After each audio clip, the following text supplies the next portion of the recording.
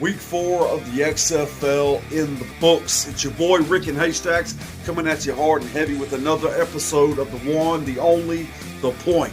Now, before we get into all that, apparently the XFL ratings are down from Week 1, which was to be expected, but what is the attendance looking like? There's one team standing head and shoulders above the rest. Also, Imoni Bates. Have you heard the name? Because you heard it right here, right now, from your boy Rick. He will be a household name in a couple of years. Big star on the high school scene. Also, Nelson Spruce dealing with a knee injury. Did he or did he not play this weekend? Also, of course, Cam Phillips, two-time star of the week. The boys getting it in, getting it on. That's the kind of stuff we like around here. But without further ado, let's go ahead and get this episode popping. Ladies and gentlemen, the point. Let's roll it.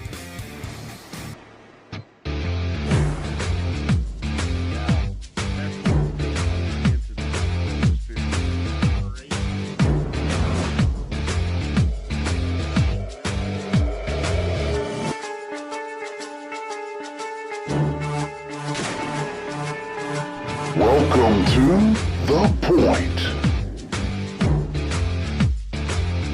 Ladies and gentlemen, what is going on? Once again, we welcome you back to the one, the only, the point. Of course, I'm your boy Rick, and on the other side of the screen is your boy Haystacks. What's going on, brother?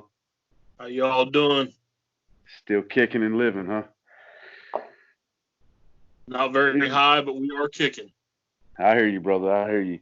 Well, look, I want to go ahead and jump right into this. One of the big stories this past week was the fact that the XFL's ratings are apparently down.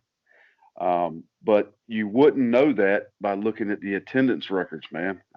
What do you make of all of this? I know you've been watching it, keeping up with it as well. But the ratings being down, I mean, would you be worried if you were the XFL?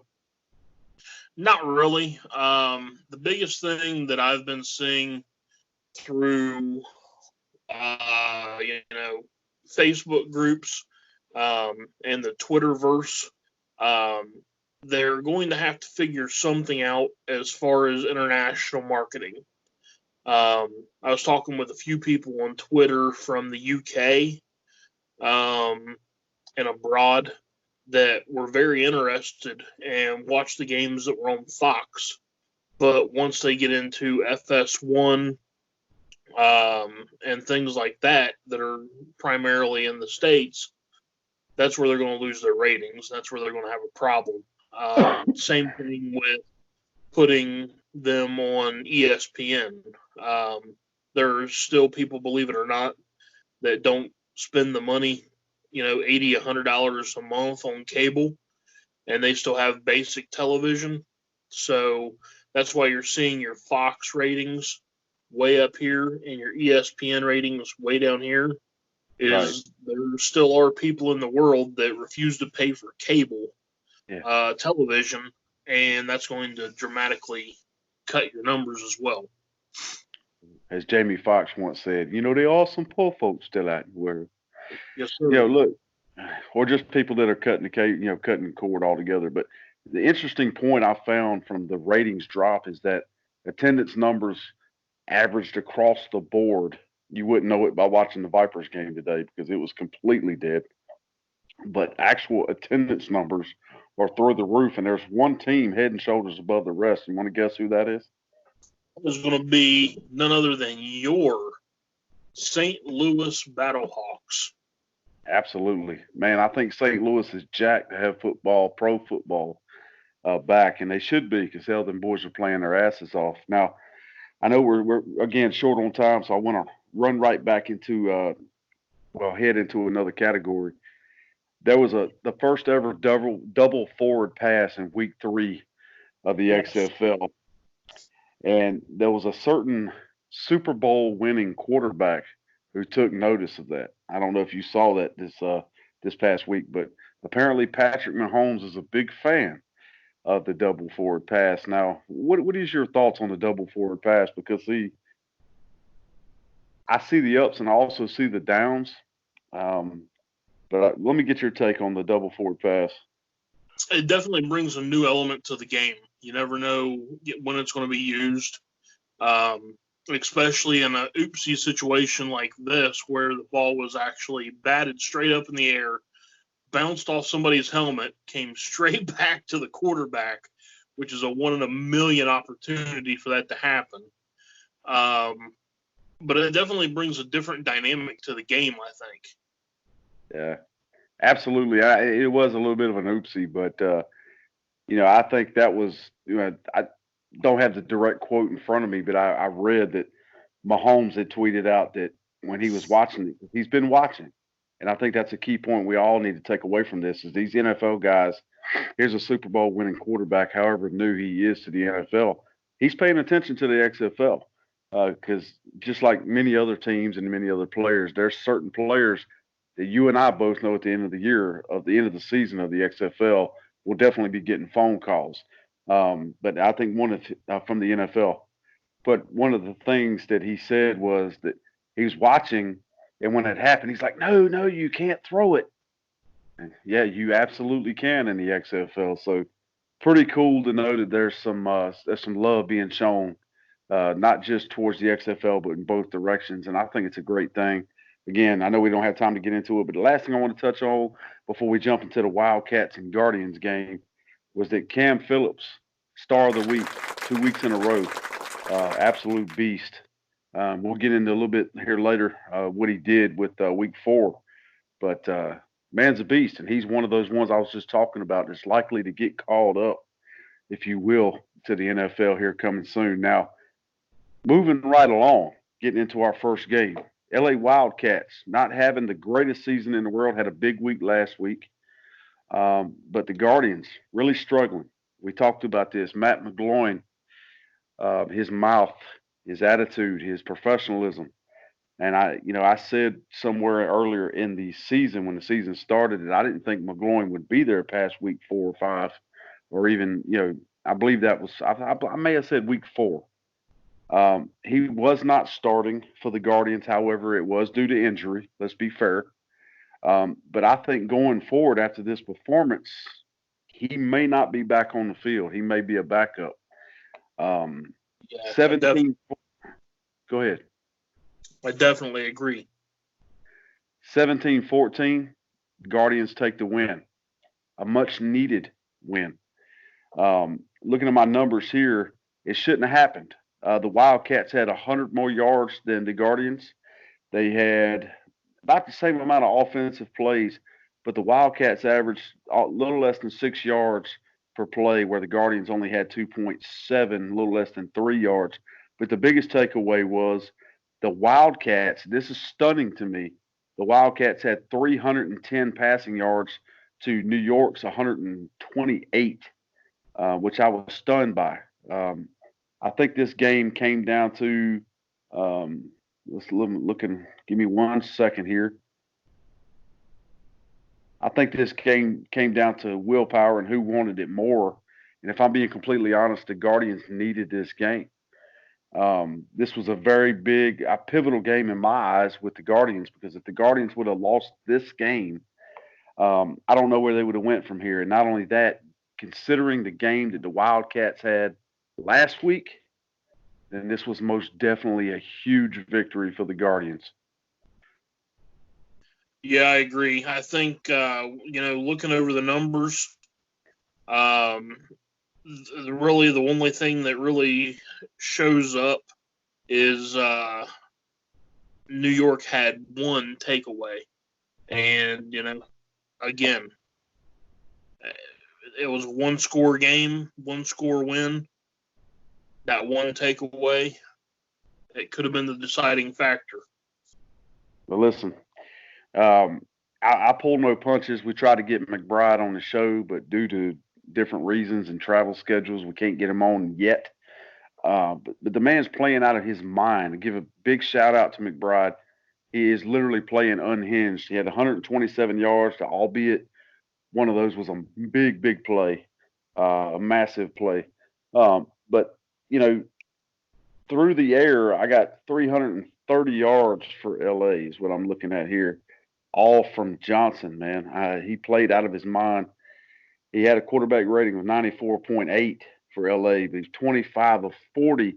So 63% completion, which isn't the best in the world, but it was sure as hell good enough to beat the Guardians. They had Perez and Williams. Williams didn't really do anything, but Perez, who is their main guy right now, with McGloin being out, was 18 of 26, 69% completion with a 96.6 QBR. However, he had a touchdown with no interceptions. Johnson had 2 with 1 pick. So, and we all know how that goes. It's not always on the quarterback, tip balls, and on and on and on. What I want to know from you is, where do the Guardians go from here? Do you think they're legit, or you think this was a fluke? And on the flip side of that, do you think LA just had a really bad day? I mean, you saw the game they had last week. It looks to me like LA just had a really bad game. They couldn't get the run going at all. They didn't. I don't even. Just doing the math in my head real quick, they didn't even break 50 yards rushing. If you can't get the run going, it really stifles your offense. It pretty much puts the ball and puts the offense on your quarterback's shoulders. And that's a bad situation, especially, and that's in any league. If you can't get the run going, that's an all around bad situation. New York, I think they have the potential, but they've got to keep that confidence, and honestly, they've got to keep going away from the team. Perez definitely showed that he is the guy that can lead this team. I really think for their best interest, that's where they should stay and go in the future. I don't disagree with that at all. But what do you think about LA? I want to hear your thoughts on LA, because I think McGloin is out in New York, and I don't know the guy personally, so I'm not going to bash the guy personally. But from what I've seen on the field, with the cameras and microphones being everywhere, I mean, he's made his bed. He's going to have to lay in it at this point. We don't wish anybody any ill will. Whatever injury he's suffering from, I do hope he fully recovers, and I know he will. He's a professional. But LA, what do you think of LA? I mean, you saw the game last week. They played out of their minds. This week it's not that they played bad, but they just weren't. We talked about it last week, how they looked on the sidelines, on the field, everywhere. They looked like a solid unit. And honest to God, I'm looking right here. I'm going to give a shout out right now. Number 36, Dixon, man. He was all over the field on defense. He had 9 tackles. He had 5 assists, combined for 14 tackles, man. That is insane. That's Luke Kuechly numbers. And anybody who knows Luke Kuechly, hell, if you don't know his name, you're living under a damn rock. Recently retired. The man is a beast, or was in the NFL. So shout out to Dixon with honorable mentions for Smith, and I can go on down the list. The defense played really well for LA, and it's a shame they came up short. But if you're going and you're looking at the numbers, your key players in this on your offense is your quarterback and one wide receiver. Johnson McBride. It's kind of like Baker Mayfield and Odell Beckham. True. If you're sitting here and you know that Odell Beckham is the only weapon that he's got, and you're stopping the run, they have no run, you double and triple team and put a spy on Odell Beckham, you have taken Baker Mayfield completely out of his game. For this kid to come out here with 330 yards and 2 touchdowns with absolutely no run game is insane. So your quarterback is solid. You've got a solid wide receiver. You need to get your running backs coach to start getting these running backs to hit the weights, because there is absolutely no excuse for your leading rusher to have 5 attempts for 25 yards. That is, you can trip over your own 2 feet and get those kind of numbers. Yeah, I'm looking right here. 40 total yards for LA, man. It's hard to win like that. It really is hard to win like that. And I was looking earlier at the third down efficiency. LA was 2 of 12, 17%, and the Guardians were 5 of 13, 38% from third down. And look, we all know how it works, not just in pro football, but in football in general. Third down efficiency, red zone efficiency is generally, other than your defensive play and of course your accuracy of your quarterback, and lack of turnovers. I know it's a mouthful, but all of that combined is what gets you the W. And LA just didn't have it. And the fact that they were that close in score really isn't a tell of the tape, man. I mean, it's not like they played horrendous, but we all know, we've talked about it 100 times, rushing, man. Running the football sets up the pass plays. You can't have the big pass plays, although they did have some. You Yes. cannot, a lot of big pass plays and pull out a W without the rushing. It's impossible. And red zone efficiency. LA, had one trip in the red zone and they got it, but New York had, one of three for 33%. So this was really a toss up, but I think the biggest thing that killed them, like you mentioned again, was the rushing yards, man. You got to have an even attack, a balanced attack, and they just did not have it. So, what do you think for next week? You think the Guardians are going to have a good week? I think they'll be okay. I haven't got to see who they have yet, but Pull it up right now. Next week, Guardians are facing your team. I tell you, that one right there is going to be a pretty good game. It's going to be who screws up less, honestly. Right, and we'll get into Dallas here in just a second because we got to touch on some very key points for that game. But Dallas the Guardians are taking on Dallas, and LA will be taking on the Vipers next week, hot off of their big win today. Of course, we'll get to that later. But you have anything else to add from that game before we move on to the second game? Love of God, XFL, learn how to run the flipping ball. Been a little bit of a touching point or a key point we've been talking about for a long time here. And I'm kind of shocked, honestly, that it hasn't changed. Let me ask you this, Haystacks, is it a matter of them not wanting to do it or lack of talent? It's definitely not a lack of talent because, I mean, we can look at Dallas. I mean, Dallas has Artis Payne behind the line. The talent is there. It's just the entire XFL, in all honesty, reminds me of the Big 12. I'm a Big 12 fan. The only difference is the Big 12 can actually run the freaking ball.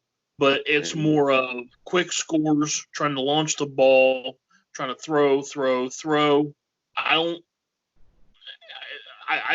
don't know who to blame for that. You got to blame the coaching because they're the one calling the plays.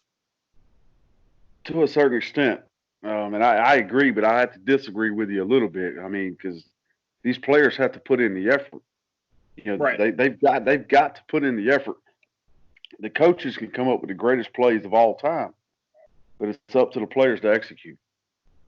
So moving right along, Seattle, St. Louis Battlehawks, Seattle Dragons.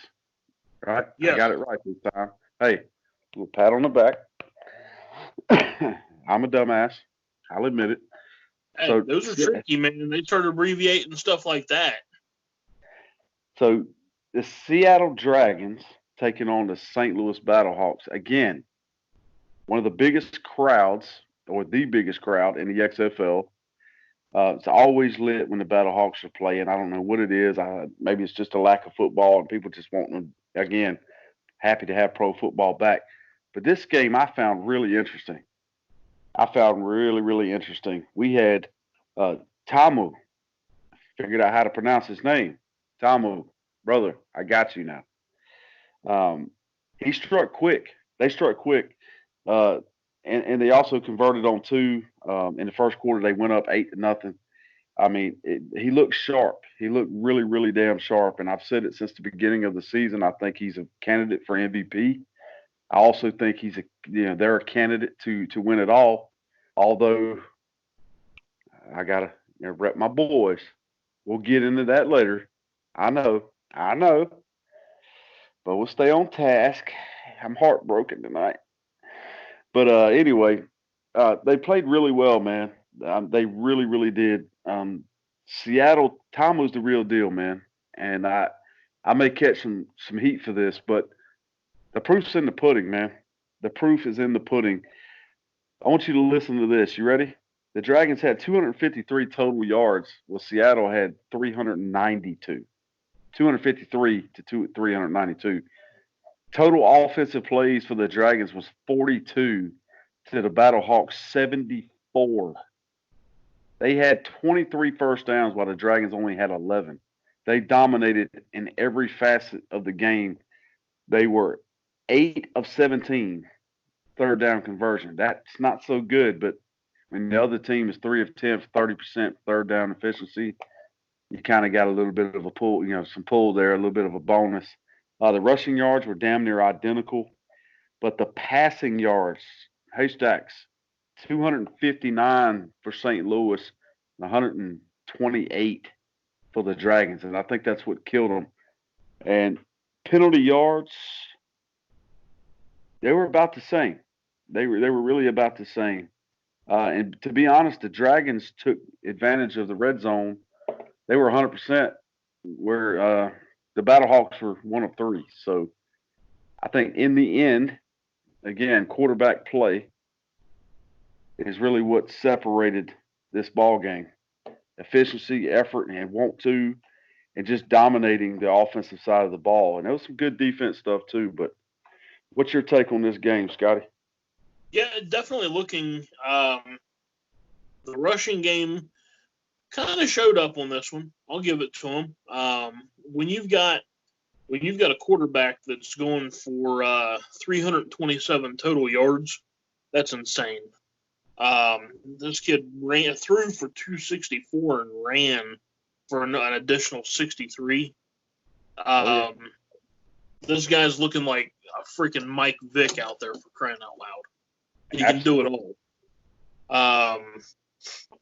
Daniels for Seattle, 84 yards, average 12 yards a carry. That's not too shabby. It's not too shabby in a league that don't know how to run the damn ball. Yeah, that's obvious. It looks to me like Seattle's got themselves a quarterback problem. Yeah, I would say so.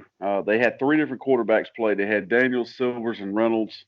None of them really stood apart from the other. It was all run of the mill. Although I think Daniels is probably their best bet. Call me crazy, but I just think the kid's a little more crisp. But as far as Tamu goes, man, this man, he was 20 of 27, 74% completion, quarterback rating of 116.9. And if you're looking at the statistics and look at that little column, INT, big goose egg, you always love seeing that. No interceptions whatsoever. But for Seattle, they had 1 pick. Of course, Daniels threw that, but he also threw the touchdown. So you got to give credit where credit's due. But speaking of giving credit where credit is due, the Battlehawks, number 26, McCoyle, he had 6 tackles, 1 assist for 7 combined. He was an absolute beast. He was all over the place. And, of course, Seattle, I got to be completely honest, all over the field, if you look at their defensive chart, those guys, they're all over the place. Whereas, Yes. The Battlehawks have a couple of standouts, but I think Seattle is a better defensive team. Now, don't bite my head off. I think they're a better defensive team, but not so much where it counts, if that makes sense. I think overall better defensive minded, just not when it counts per se. They can get to the ball. It's just the problem is they're giving up huge chunks of yardage. If you can have 4 or 5 guys with 4 to 6 tackles, your defense is doing what it's supposed to per se. Right. But if you're giving up,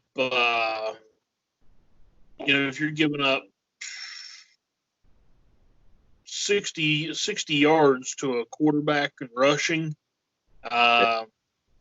you're giving up almost 300 in the air.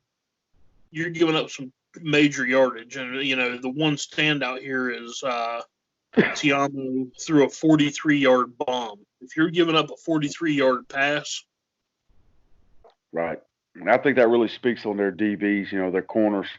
There's some work to be done there, no doubt. But I'll give props where props is due again. The Dragons, I see one sack on the board. So that means, when it counted, Talmu was on his ass at least once from Ticini, number 94, big dude. And I'm not seeing any for Seattle. So, St. Louis. So they really got to get on top of that. But, Scotty, it was a little short of time. So we're going to go ahead and cut this real quick, take a quick break. And we have a very special guest I'm going to be speaking to during this break.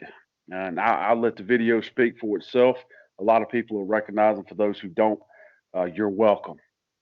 But other than that, real quick, I want to give a shout out right now to the Sand Hills Community College Flyers men's basketball team, NJCAA Division III, number 1 in the country.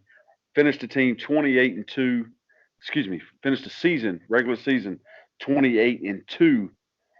They won the Region 10, Region X championship this past weekend, Saturday, and Arundel College in the district championship. It was a hard-fought game. They pulled ahead at the end, and they pulled it out. And, yes, I'm proud to say they cut down the damn nets.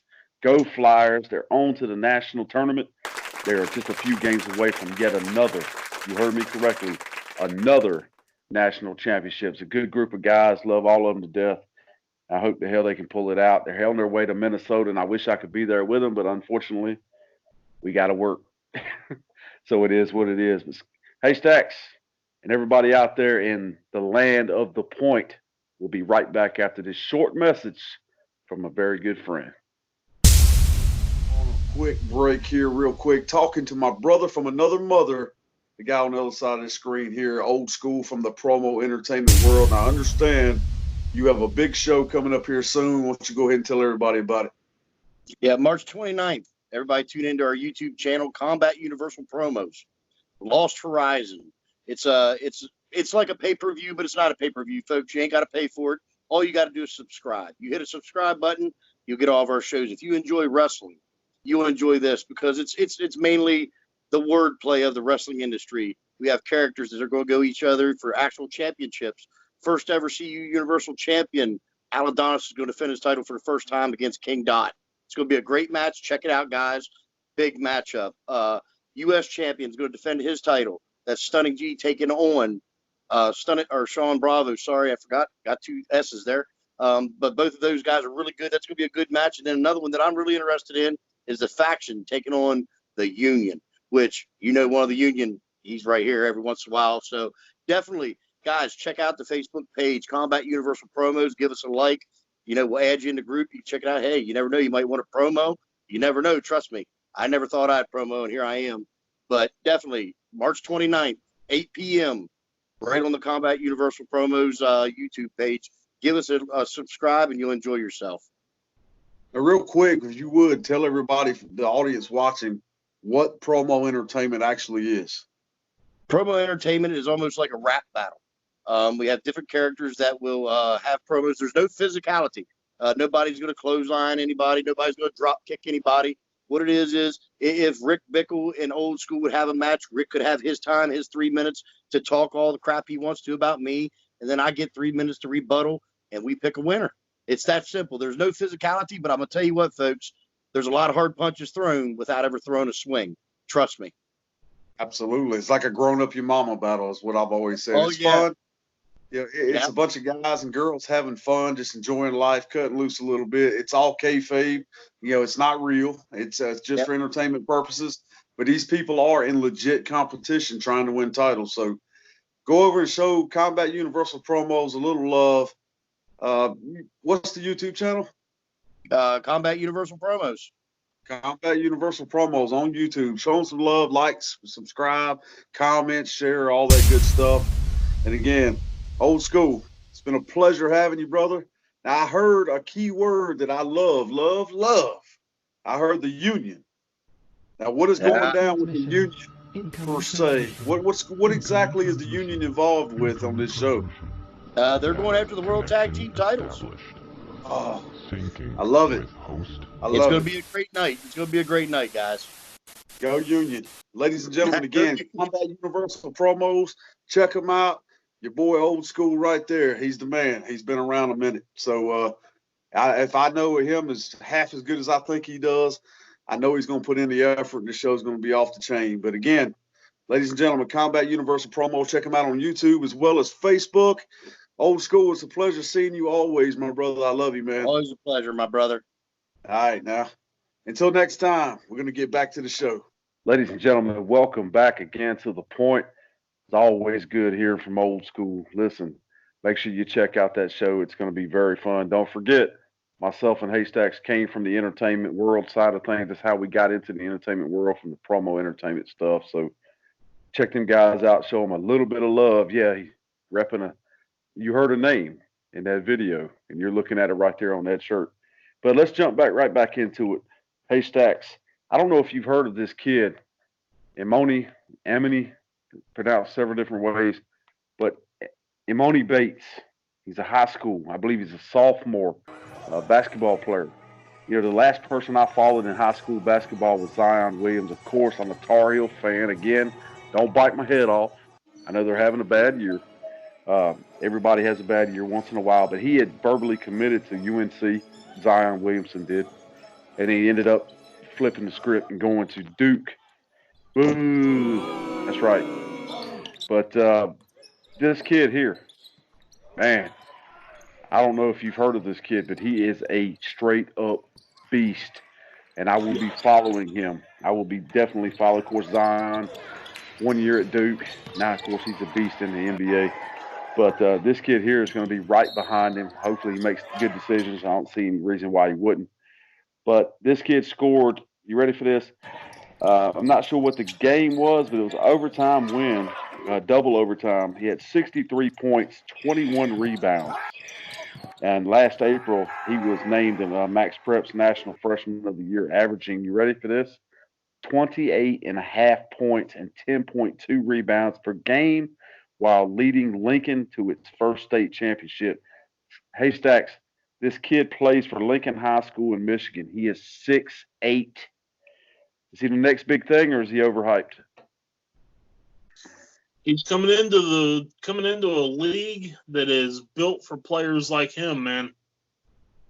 He's coming into a league that is built for players like him. I think he's going to be very good. It's going to be interesting to see him coming in with guys like Zion, and playing against guys like Trae Young that are starting to finally get their footing. Again, I'm an Oklahoma Sooners fan, so anything Trae Young, even though he's in Atlanta, screw the Atlanta Hawks, but my boy Trae Young down there showing them how it's done. These guys are going to be the future of the league, man, because these old timers are finally starting to dwindle off. Thank God we don't have to listen to freaking LeBron James anymore. I'm right there with you on that one. Believe me, I'm right there with you. I'm not a LeBron James fan. I think everybody knows that. If you don't, you do now. But listen, we know the NBA has this one rule to where you have to go to at least 1 year of college, which I think is the dumbest damn rule I've ever heard in my life. Because what the hell is 1 year going to do for these kids?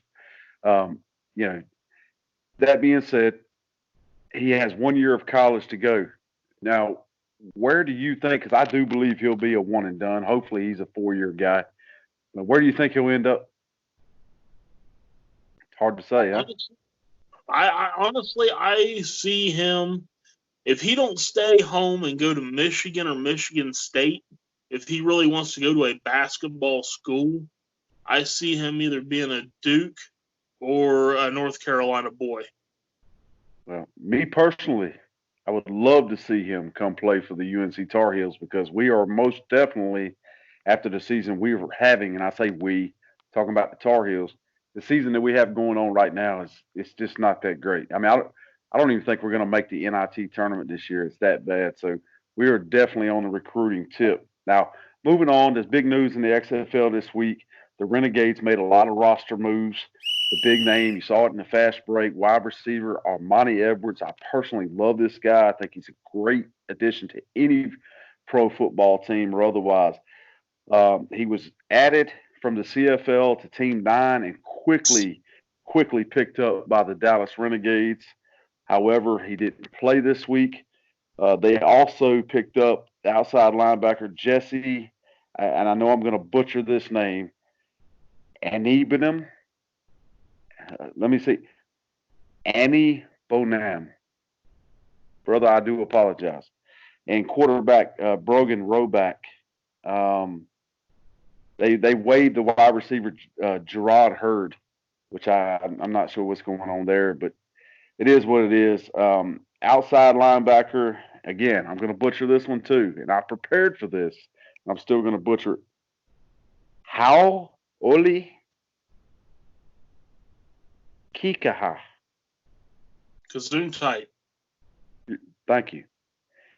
No disrespect, brother. Outside linebacker, he has retired this early in the season. And quarterback Eric Dungy was placed on injured reserve and left the squad list or not injured reserve, on reserve due to a family or personal matter.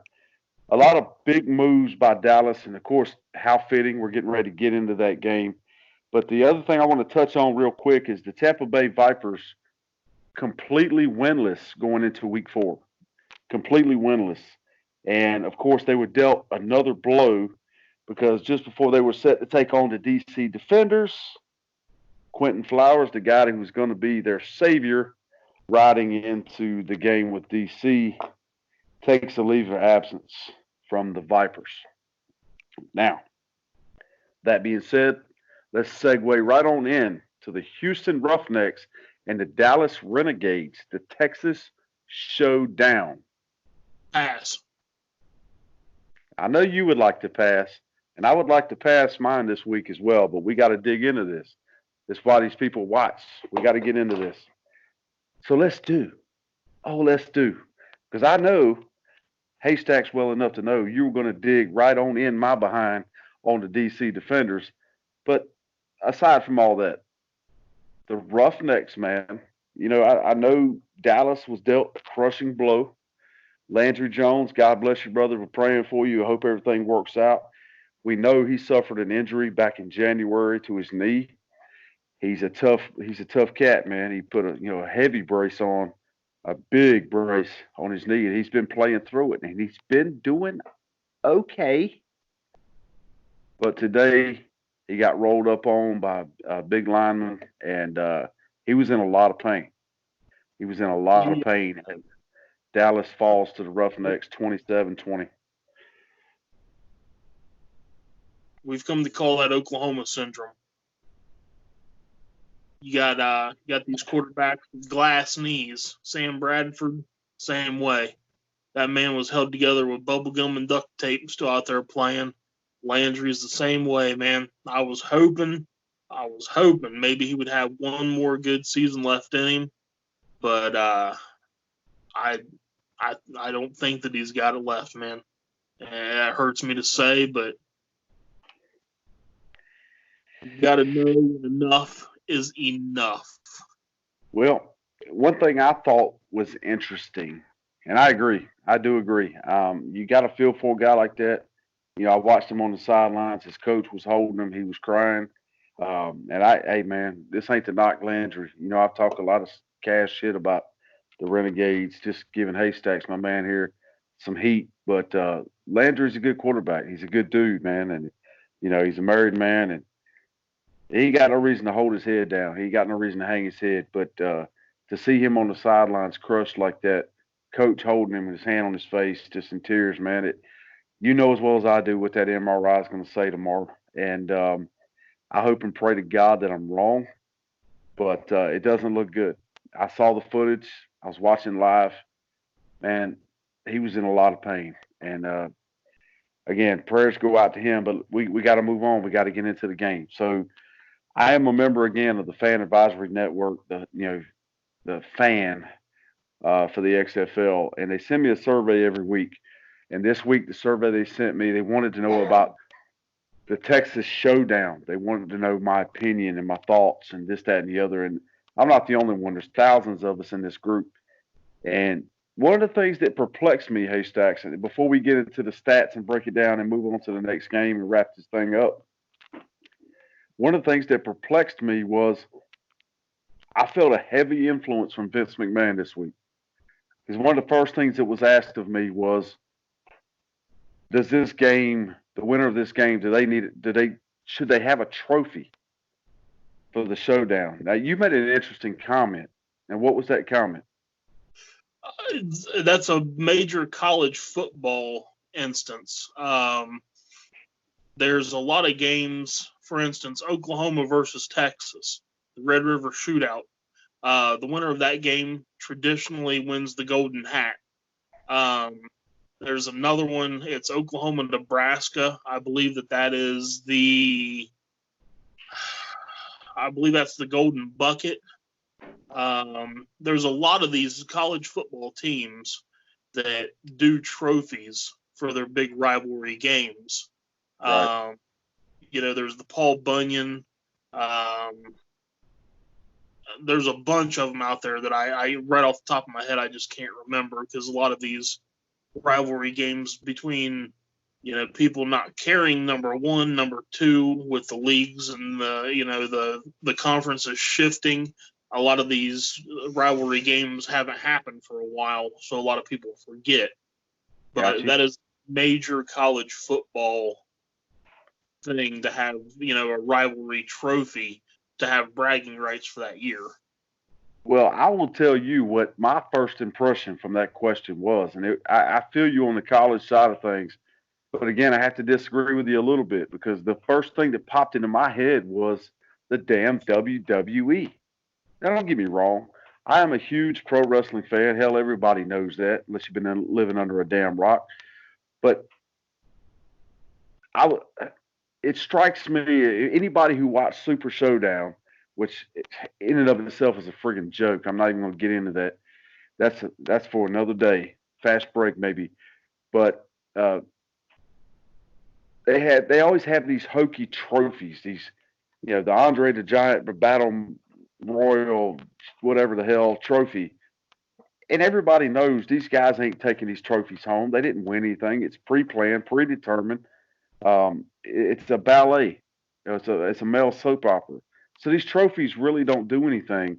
They don't mean anything. And I felt a heavy influence on Vince McMahon, of Vince McMahon, on this week's survey, because why in the hell would we have a trophy for a regular season game?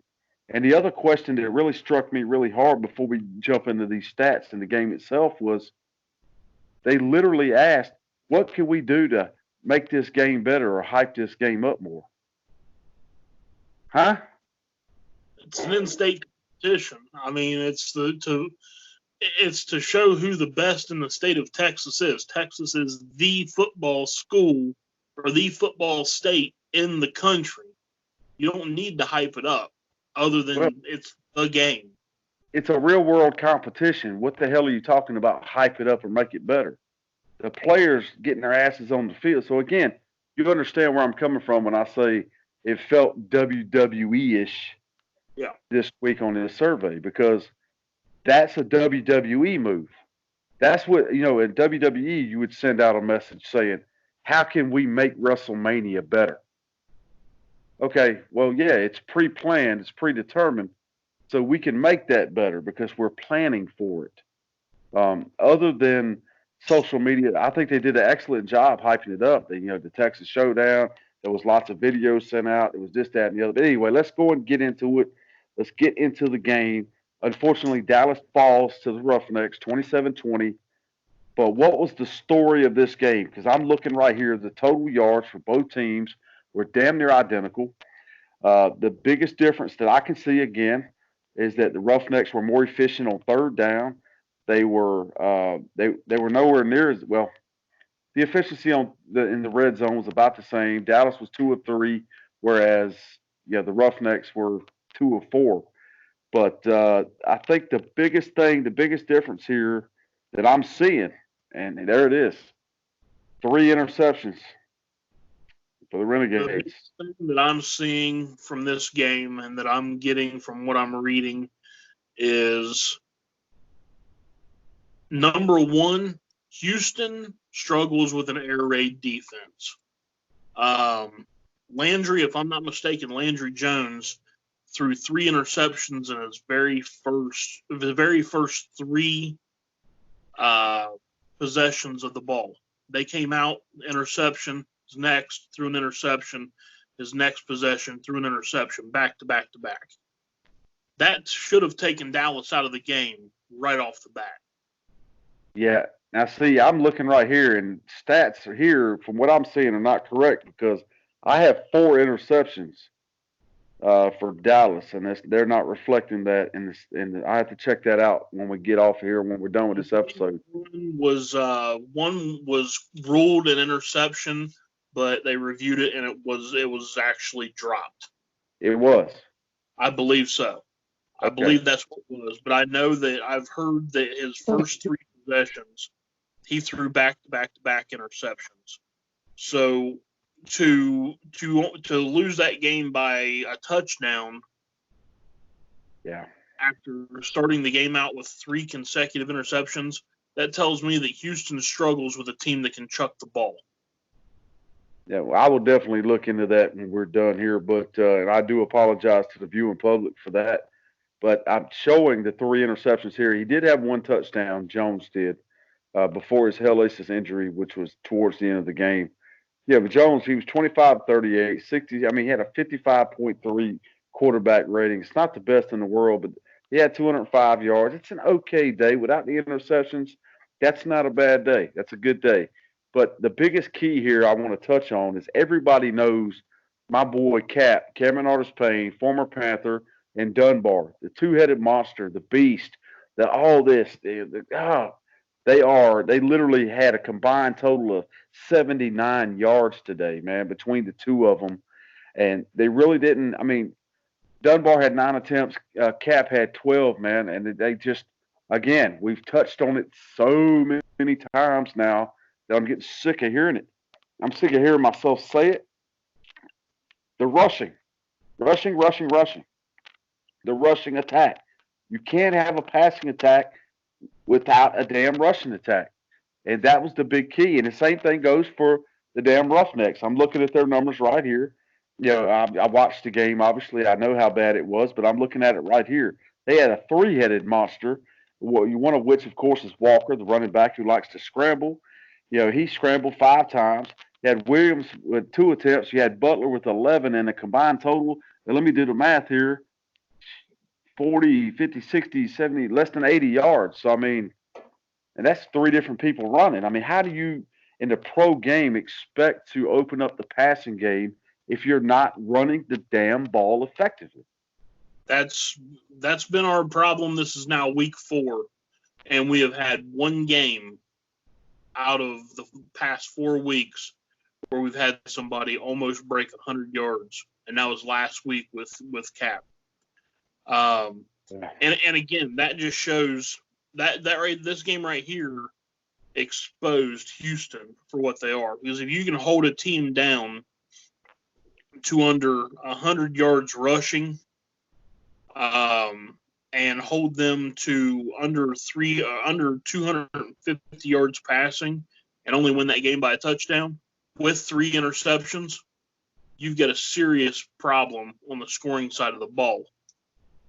Yeah, and you know, to be completely honest, Dallas don't have anything to brag about either. They were held to 87 yards rushing, and I mean that's just downright pathetic. Yeah, I mean, you know, for both teams, and again, this is a running theme, no pun intended, that we've talked about over and over and over again. It's getting redundant. But before we move on to the last game, which I really don't want to talk about, I want to hit on defense. I want to give props where props is due. Brown for the Roughnecks, man, he's 7 tackles, 2 assists, combined total of 9. He was all over the damn place. Honorable mentions for Gates and Burnett. But on the other side for Dallas, you got Martini. That's a hell of a name. 5 tackles, 3 assists with a combined total of 8 altogether tackles. You know, he was in on it. He was all over the place. Notable mentions again, Abernathy, same thing, and Brown, and it goes on and on and on. But again, what I'm seeing It's about dead even on both sides on defense. There was one sack. My man Robinson, he was a straight up beast, by the way, today. Number 51. He was all over the damn place, but he had the sack. And I'm looking over here on the Dallas side, and it looks like Abernathy actually had a sack. And but again, the defenses look pretty damn similar. I mean, they look pretty much dead on with each other. Um, Scotty, Haystacks, where the hell is where does the Renegades go from here? I mean, what's next week looking like? They're facing next week. Again, they're facing the Guardians. So where does Dallas go from here? Do you see next week as an easy week, or do you see the Guardians building on their win from this week and coming at them hot and heavy? The X factor right now for Dallas is going to be the status of Landry Jones. It's a tough call. It is a very tough call. Bob Stoops. I know why Bob Stoops went with Landry. They've got history. They spent a few years together in Oklahoma. Right. To have that relationship, this team should not, in no way, shape, or form, be 1-3. So yeah, that's going to be your X factor, is what the status of Landry is going to be. Yeah, and again, prayers going out to Landry and his family. I know it's a hard thing. I can't imagine what it's like to go through that. I really can't. But it sure as hell didn't look good. But hey, we've seen worse things. Yeah, we've seen it on the field before. Things look really bad, and they turned out to be not so much. We all know, hey, got no reason to hang his head again. He's a straight up beast, just for being out there after already injuring his knee back in January. So Godspeed, brother. Hope everything works out. But yes, the big question mark going into week 5 of the XFL would definitely be Landry Jones for Dallas, because I'm not sure who their backup is right off the top of my head, but he's going to have Nelson. Yeah, Nelson. That's right. So Nelson's going to have a big shot next week. Because let's be honest, that injury today, I don't think Landry's going to be back next week. I think that's a safe bet. Now, moving on. Unfortunately, don't look at me. I can't. I can't. Here's the good news. Here is the good news. For once, here's the good news. This game, we can't bitch about rushing. Maybe not. But I can bitch about Cardale Jones. I can bitch about the wide receivers getting open. I can bitch about their defense. I told you week 1 about Cardale. I know.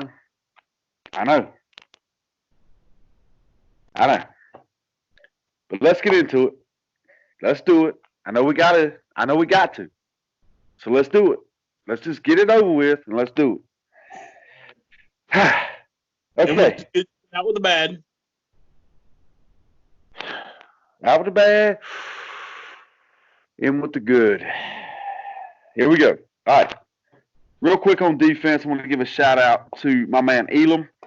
Number 22 on defense, man, was all over the damn place. He had 9 tackles, 3 assists, 12 combined, and there was notable mentions all over the damn place.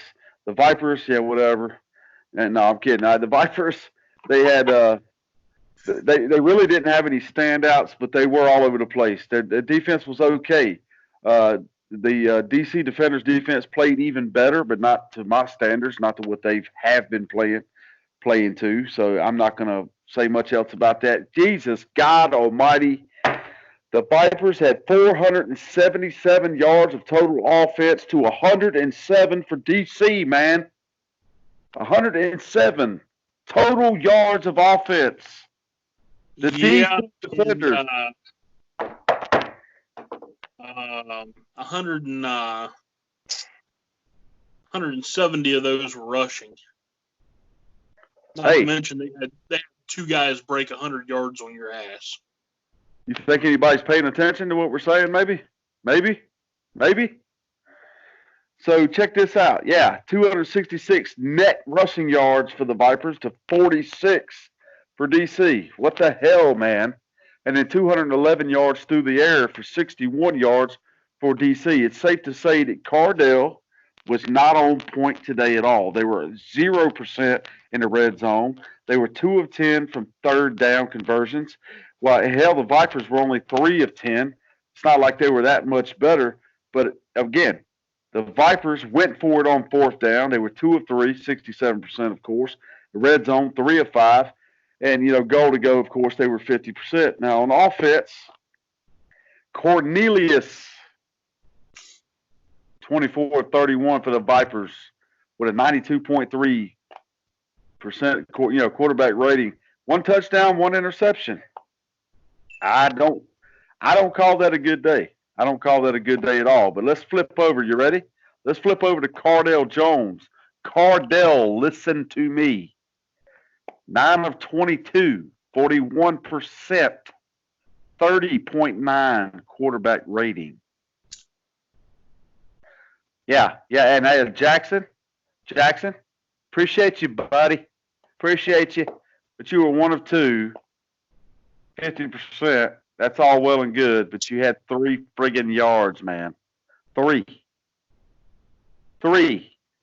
So, DC, and let's give a little love to the receivers real quick. Pumphrey and Williams.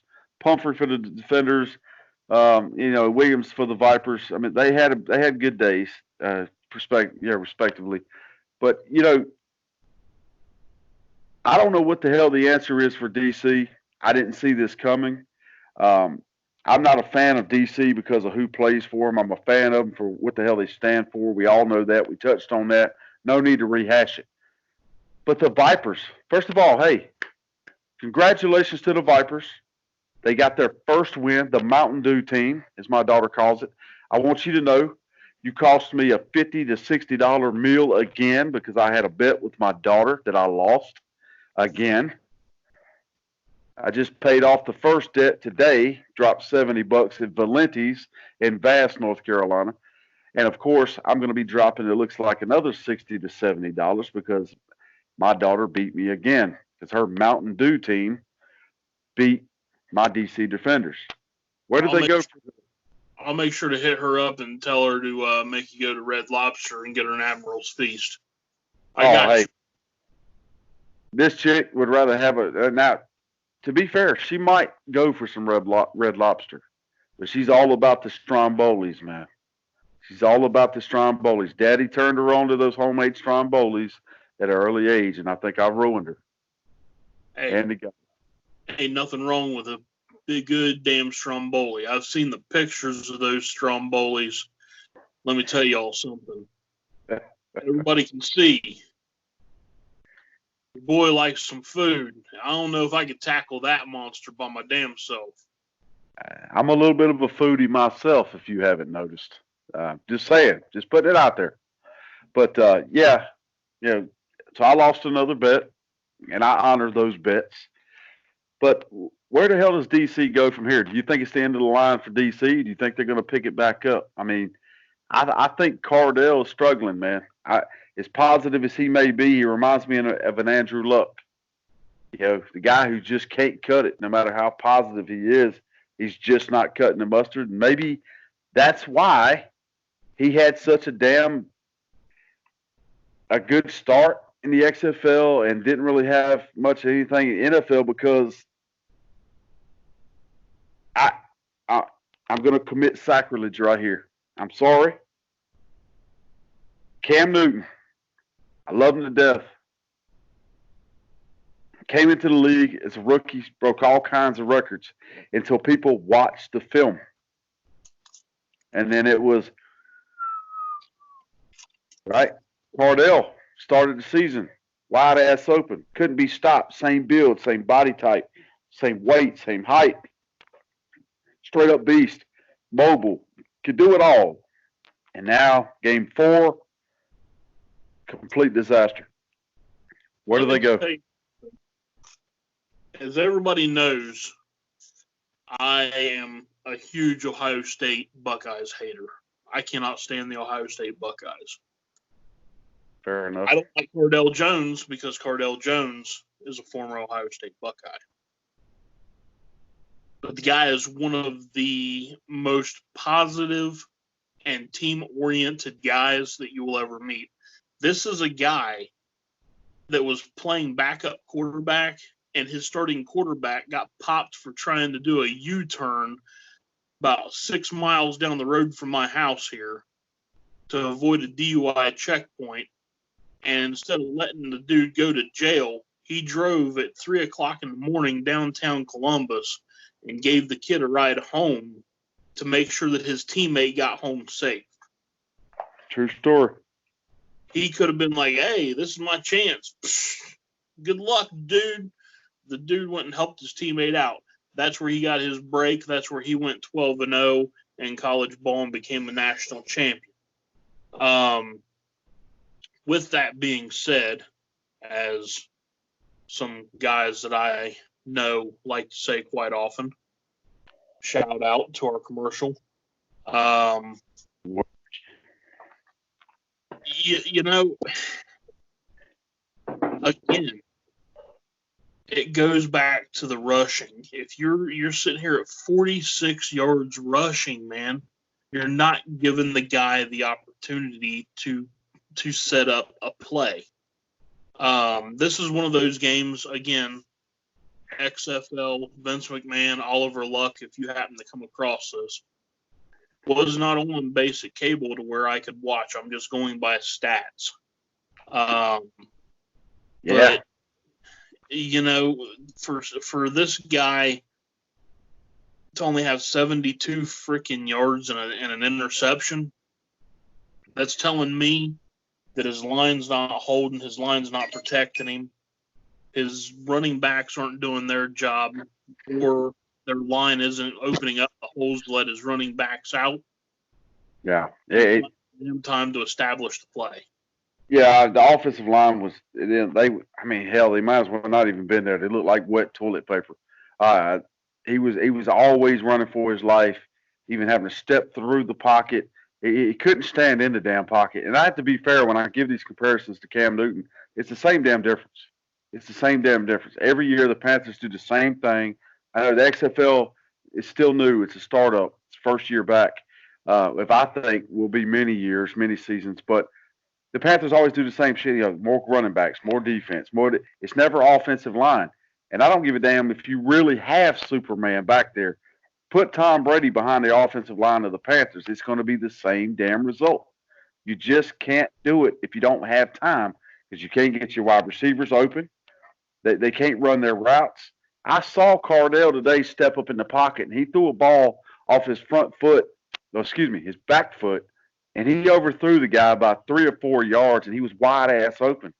It's the same thing. He's capable. He just doesn't have the time.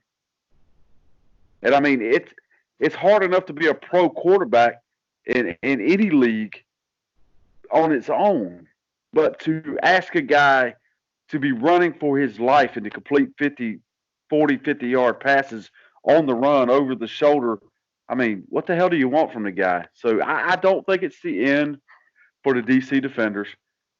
Congratulations to the Vipers on their win. It's a much-needed win, their first win of the season. I don't think it's going to catch, although I will say the Vipers' defense was all over the place. They had a hell of a game. It doesn't really reflect on the stats like it did on the field, but they did. They played really well, and I have to give it to them. So shout out to them, the team, the coaches, the coaching staff. But, hey, it's back to the drawing board for both these teams, and I fully expect the Vipers to come out rolling next week, excited and amped up. And I would hope and pray that the DC Defenders are going to come out next week fully prepared and ready like they've never been ready before because they've lost, 2 straight now? Yes. So 2-2. Interesting thing. Here's what's going to be really interesting. Next week, DC has St. Louis. And it's in DC. We know that DC and St. Louis both have some ravenous fan bases. That's going to be one hell of a party in D.C. with those two fan bases. If they can both combine, you're looking at 40,000 people possibly being in that stadium between those two fan bases. That's going to be one of the big games of the year. Very well could be. But we'll see. Haystacks, before we close this out, this very successful, I want to give a shout out to everybody right now before we end this and then head on into the point that you're going to drop on everybody for this week. I want to give a shout out to everybody. The numbers are through the roof on this show. Two average Joes talking sports, just having fun, shooting shit. We thank every one of you. Episode 2, I believe it is through the roof. I think we're at like almost 1,500 views already. The subscriber count is just stacking up left and right. People forget we're less than a month old. I think this episode here will put us right at a month. And we are really kicking ass, taking names. So, again, thank you to everyone out there for watching and taking the time. And, again, spread the word. The Point Nation, spread the word. Subscribe, like, share. We're not making a dime off this. We just want to have a little fun with you guys. Again, pointiswhat@gmail.com. Hit us up. If you have a question, we'll answer it on the air. If you want to possibly be a guest on the show, again, send us an email. We'll help you out, get you on the show. Hey, we're all about having fun here. We're not looking to embarrass anybody, make anybody look stupid, and vice versa. Come on here and act like a grown-up and have a little bit of fun. Hell, that's what we're here for. That's what it's all about. That's what sports was intended for.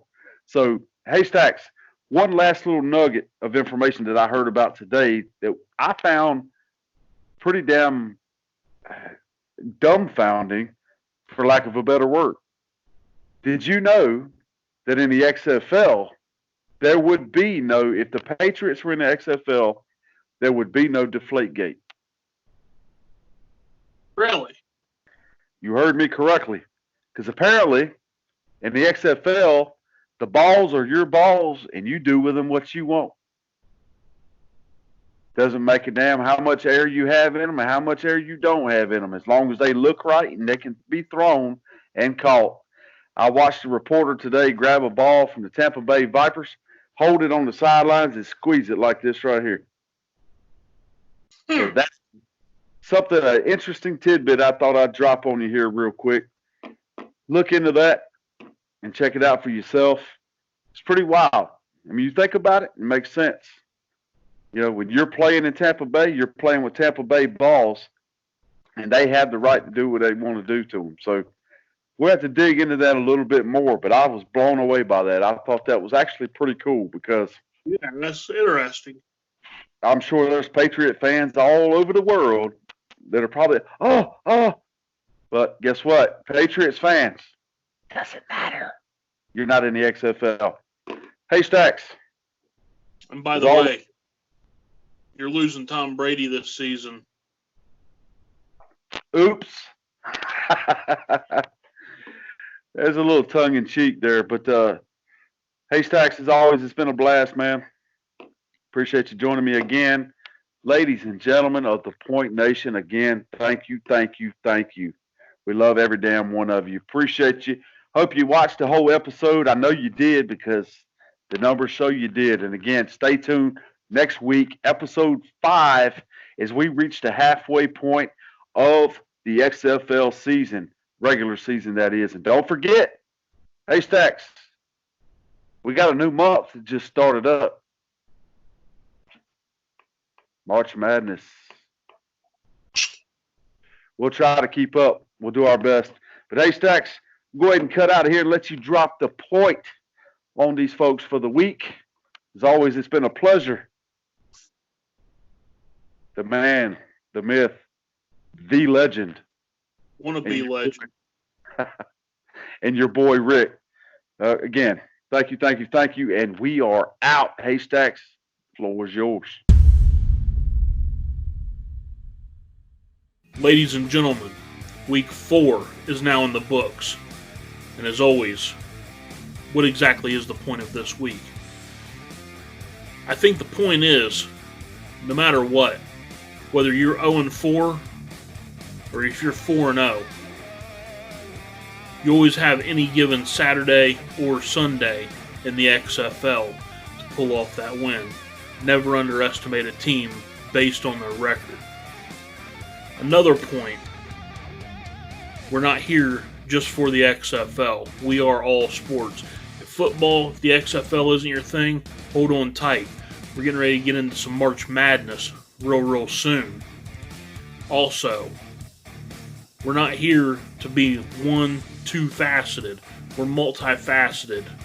As you see, halfway through, we're promoting with the promo world, the promo and entertainment world. Getting our reach out there, getting their reach out there. Make sure you guys give those guys some love. It's all about sharing. It's all about helping each other out. Remember, if you have questions, you have comments, anything that we could be doing better, things you like, things you don't like, hit us up at the email. Make sure you check us out. YouTube, hit us up on the email, and now on Twitter.